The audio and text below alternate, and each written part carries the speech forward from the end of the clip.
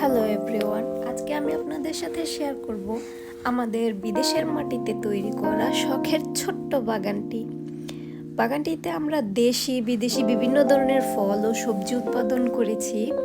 আমাদের একটি ছোট্ট রেসবেরি গাছ, দেখুন সেখানে ছোট্ট ছোট্ট রেসবেরিও হয়েছে।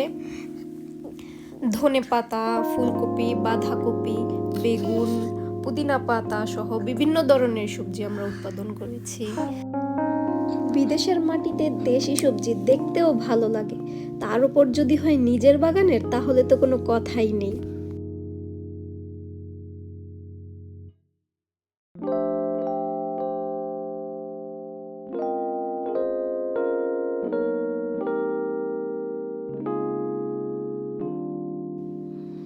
এছাড়াও আমাদের বাগানে রয়েছে বেশ কয়েক ধরনের ফুলগুলো দেখতে খুবই সুন্দর, তবে এই ফুলগুলোর নাম আমার অজানা।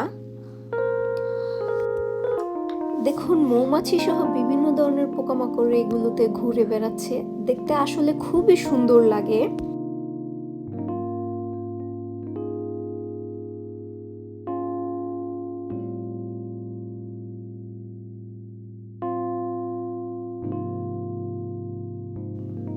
আমার ছেলেও আজকে তার বাবার সাথে গার্ডেনিং করতে এসেছে। সে তার বাবাকে হেল্প করতে চায়, যদিও এটাকে হেল্প করা বলে না, কাজ করা বলে না, কাজ বাড়ানো বলে। তবুও চেষ্টা তো করা যেতেই পারে।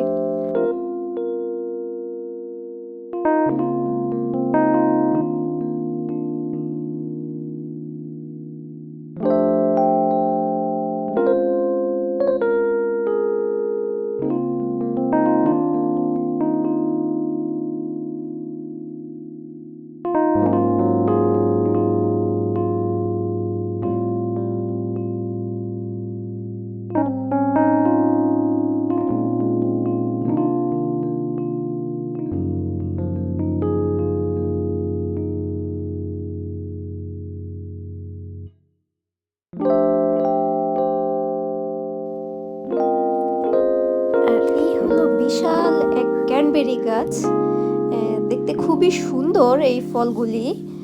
এই গাছের প্রত্যেকটা শাখায় শাখায় ক্যানবেরি এসেছে, দেখতে আসলে খুবই সুন্দর লাগে। আমার ছেলে এগুলো খুব পছন্দ করে।